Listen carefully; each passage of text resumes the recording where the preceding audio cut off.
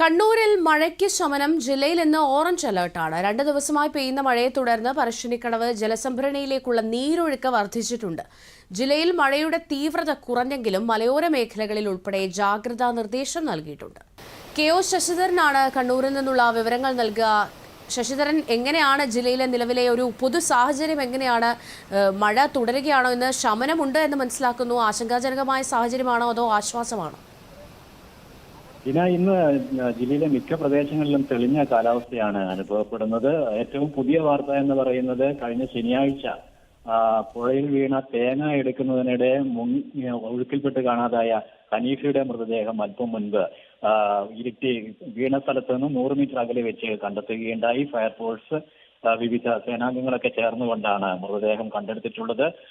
മറ്റൊരു കാര്യം, കാര്യങ്കോട് പുഴയിൽ കാണാതായ തിരുവനന്തപുരം സ്വദേശി രാജേഷിനായുള്ള തെരച്ചിൽ ഇപ്പോഴും തുടരുകയാണ്.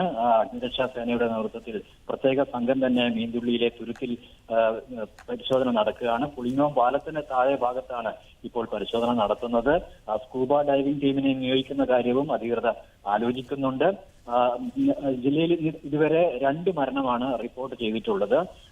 6 ദുരിതാശ്വാസ ക്യാമ്പുകളിലായിട്ട് ഇപ്പോൾ 456 പേർ കഴിയുന്നുണ്ടെങ്കിലും വേനൽ വന്നതോടുകൂടി, അതായത് മഴയുടെ ശക്തി കുറഞ്ഞതോടുകൂടി ആളുകൾ വീടുകളിലേക്ക് മടങ്ങി പോകുന്ന ഒരു സ്ഥിതിവിശേഷം ഇപ്പോൾ ഉണ്ട്. ഇന്നലെ ഒരു വീട് പൂർണ്ണമായും തകർന്നു, 6 വീടുകൾ ഭാഗികമായും തകർന്നിട്ടുണ്ട്.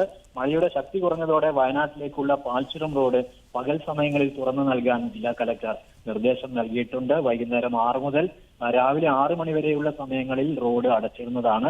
ഈ സമയങ്ങളിൽ പാൽച്ചുരം റോഡ് വഴിയുള്ള ഗതാഗതം പൂർണ്ണമായും നിരോധിക്കും. വയനാട്ടിലേക്ക് നെടുമ്പൊയിൽ പേര്യ വഴി ഗതാഗതം നടത്താവുന്നതാണ്. മറ്റൊരു കാര്യം, ജില്ലയിലെ തളിപ്പറമ്പ്, പയ്യന്നൂർ, ഇരിട്ടി താലൂക്കുകളിലെ പ്രൊഫഷണൽ കോളേജുകൾ ഒഴികെയുള്ള വിദ്യാഭ്യാസ സ്ഥാപനങ്ങൾക്കാണ് ഇന്ന് അവധി നൽകിയിരിക്കുന്നത്.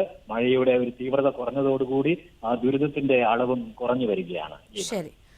ശരി, കണ്ണൂരിൽ മഴയ്ക്ക് നേരിയ ശമനമാണ് രേഖപ്പെടുത്തിയിരിക്കുന്നത്. കെ.ഒ. ശശിധരനാണ് വിവരങ്ങൾ നൽകിയത്.